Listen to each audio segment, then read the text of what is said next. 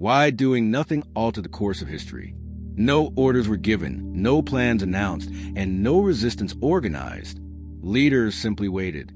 And in that waiting, history moved without them. This story matters today because inaction is often mistaken for neutrality, when in reality, it can be one of the most powerful decisions a nation makes. Doing nothing still shapes outcomes, especially when moments demand choice. The assumption that inaction preserves the status quo is one of the most persistent and dangerous misconceptions in political life. The status quo is never static.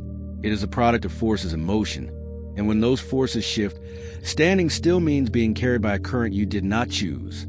At the time, the country stood at a crossroads, facing pressure from competing forces, uncertain risks, and unclear rewards.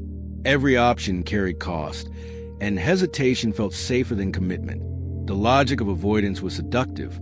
Each proposed course of action came with identifiable risks and guaranteed critics. Inaction, by contrast, appeared to carry no risk at all, because the consequences of not acting are always hypothetical until they become actual, and by then the moment for choice has passed. Leaders framed restraint as wisdom, arguing that time would clarify the best path forward. Waiting was presented as caution, patience, and strategic calm. The framing was effective because it drew on virtues that the population valued. Caution, patience, and calm are genuinely desirable qualities in governance, but their value depends entirely on context. In moments when the environment is stable, patience allows better information to emerge. In moments when the environment is rapidly changing, patience allows opportunities to close and threats to consolidate. At first, nothing seemed to change. Events unfolded elsewhere, and the country avoided immediate consequences. The initial absence of negative outcomes appeared to validate the strategy. Leaders could point to the fact that nothing bad had happened as evidence that their restraint was working. The absence of consequences in the short term reinforced the belief that consequences would remain absent in the long term. But history does not pause for indecision. While leaders delayed, others acted, negotiated, and defined outcomes that no longer included this nation's voice. The decisions that were being made elsewhere did not wait for this country's participation. Alliances were formed, terms were set, frameworks were established. Each of these developments reduced the space within which the hesitating nation could later act, narrowing its options without its involvement or consent. What appeared to be neutrality was quietly becoming absence, and absence in critical moments can redirect the future as surely as action. As time passed, the cost of waiting became clearer, not through punishment, but through exclusion, as decisions were made in rooms where this country no longer had a seat. Alliances formed, agreements were signed, and new frameworks emerged without consultation, because silence had been interpreted as disinterest. The interpretation was reasonable from the perspective of those who were acting. Nations that participate in negotiations are assumed to have interests. Nations that do not participate are assumed to either have no interests or to have accepted whatever outcome emerges. In either case, the non-participants' preferences carry no weight in the deliberation. Leaders reassured the public that avoiding commitment preserved flexibility, even as options quietly disappeared. The rhetoric of flexibility became increasingly disconnected from reality.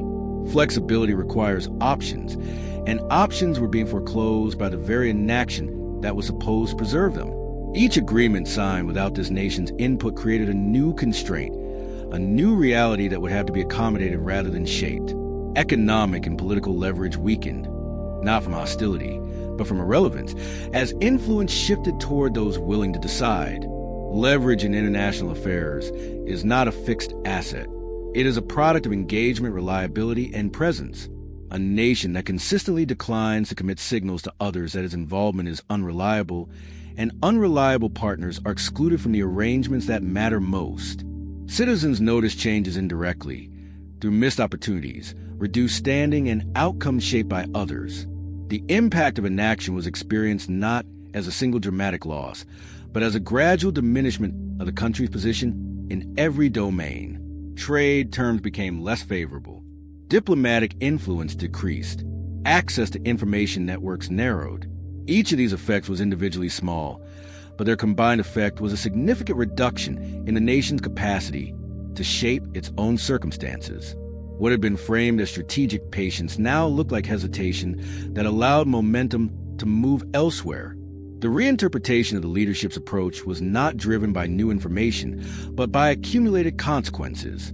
What had been tolerable as a short-term posture became intolerable as its long-term effects became visible.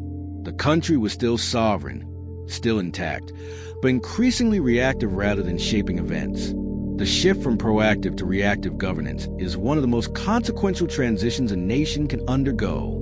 Proactive governance sets terms, defines agendas, and shapes environments. Reactive governance responds to terms set by others, addresses agendas defined elsewhere, and adapts to environments shaped without its input.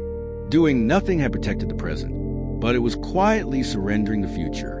The conflict emerged when delayed decisions could no longer be avoided, forcing the country to respond to realities it had not helped shape.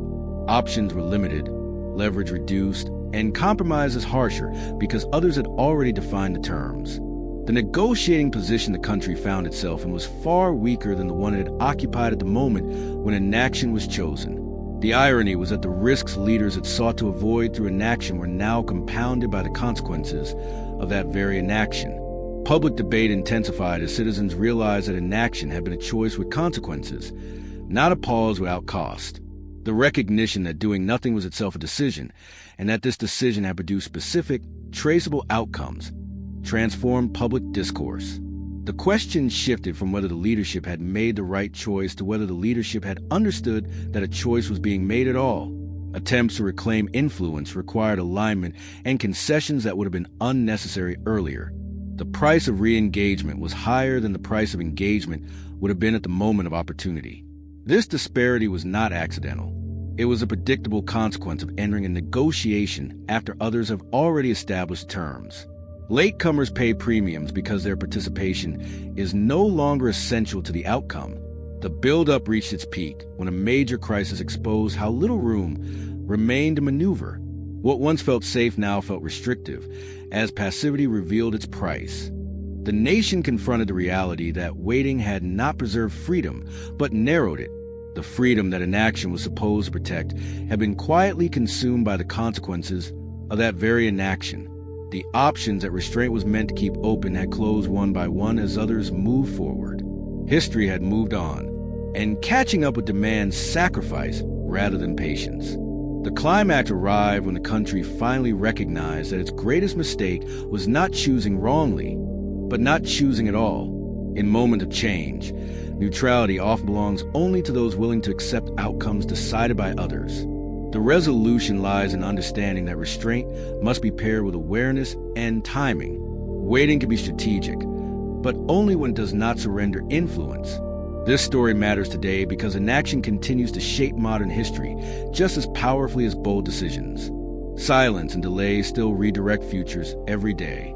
The lesson is not constant action, but conscious choice. When the moment demands engagement, absence becomes direction. Sometimes the smallest shift in perspective becomes the beginning of a new future. Why